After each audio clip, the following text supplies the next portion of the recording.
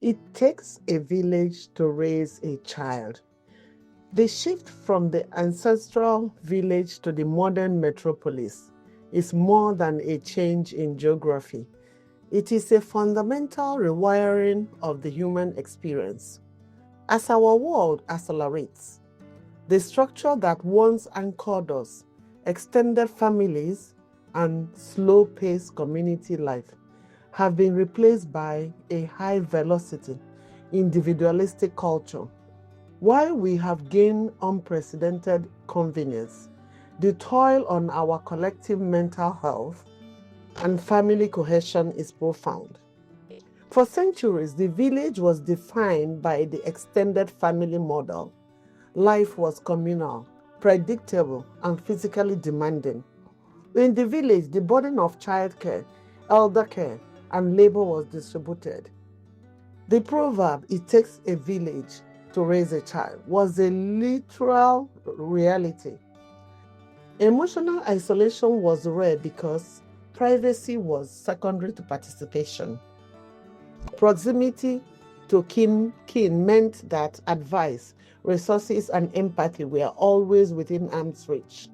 Stress was often tied to physical survival, harvest, which is harvest, weather, but it was mediated by a clear sense of purpose and a lack of social comparison beyond one's immediate peers.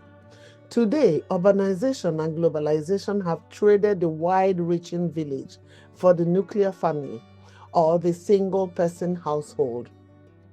Modern success often requires mobility, moving away from family for career opportunities. This creates a relational poverty where parents raise children in isolation and the elderly are relegated to care facilities.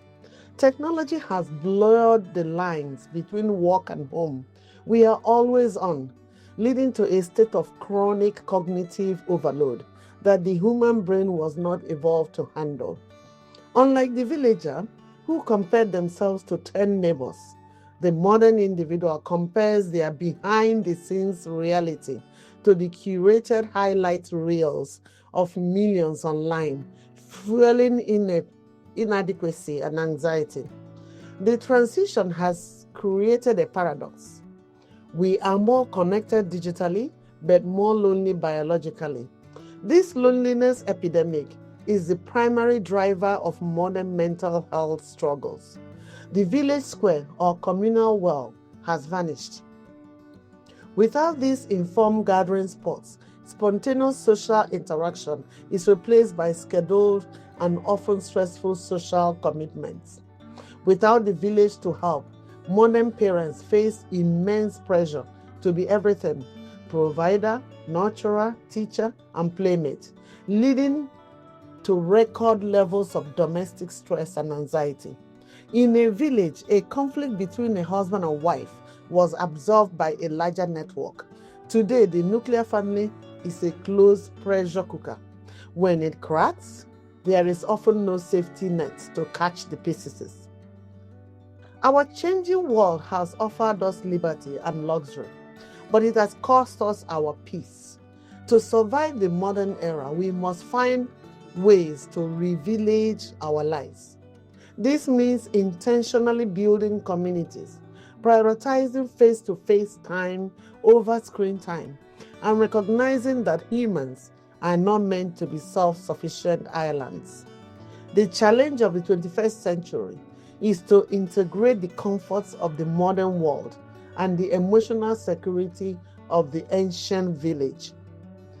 Let us intentionally go back to the kind of life that the village has provided for us.